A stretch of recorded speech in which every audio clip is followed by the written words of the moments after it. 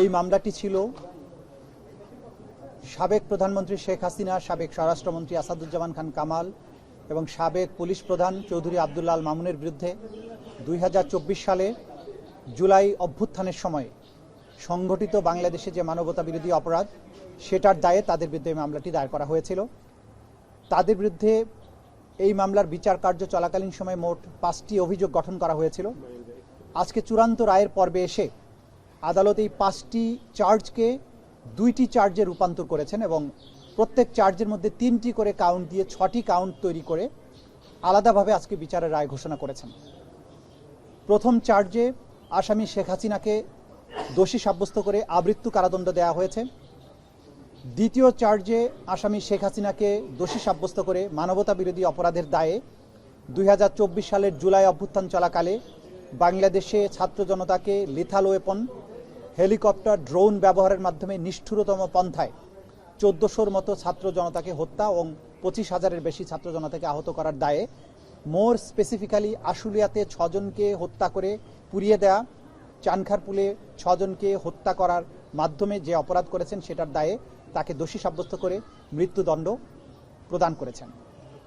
অপর আসামি আসাদুজ্জামান খান কামালকে 2টো কাউন্টেই দোষী সাব্যস্ত করে তাকে মৃত্যুদণ্ড প্রদান করেছেন। আসামি চৌধুরী আব্দুল্লাহ আল মামুন সাহেবকে সবগুলো কাউন্টেই দোষী সাব্যস্ত করা হলেও তিনি যেহেতু রাজসাক্ষী হিসেবে আদালতে মামলার ভেতরের সবচাইতে গুরুত্বপূর্ণ ইভেন্টগুলো সাক্ষী হিসাবে আদালতের সামনে তুলে ধরেছেন, আদালতকে সত্য উদ্ঘাটনে সাহায্য করেছেন, সেই জন্য তার ব্যাপারে আদালত লিনিয়েন্ট ভিউ নিয়ে তাকে 5 বছরের কারাদণ্ড দিয়েছেন, যদিও তাকে সকল কাউন্টেই দোষী সাব্যস্ত করা হয়েছে। আমরা আজকে প্রসিকিউশনের পক্ষ থেকে আমাদের অনুভূতি হচ্ছে অবিমিশ্র। আমরা কারো মৃত্যুদণ্ডে আনন্দিত যেমন নই, তেমনিভাবে এই বাংলাদেশে যেভাবে রাষ্ট্রের শাসক হয়ে দেশের নাগরিক, বিশেষ করে তরুণ ছাত্র জনতার রক্তে পা ভিজিয়েছিলেন, তার বিচারের মাধ্যমে তাকে যে দণ্ড দেয়া হয়েছে, আমরা বিশ্বাস করি এই দণ্ড প্রদানের মাধ্যমে ইতিহাসের একটি অধ্যায়ের মীমাংসা হয়েছে এবং এই জাতির ন্যায় বিচারের প্রতি যে তৃষ্ণা, ন্যায় বিচারের জন্য, জাস্টিসের জন্য জাতির যে কোয়েস্ট, সেটি আজকে সম্পন্ন হয়েছে। অপরাধীকে তার প্রাপ্য শাস্তি প্রদান করা হয়েছে।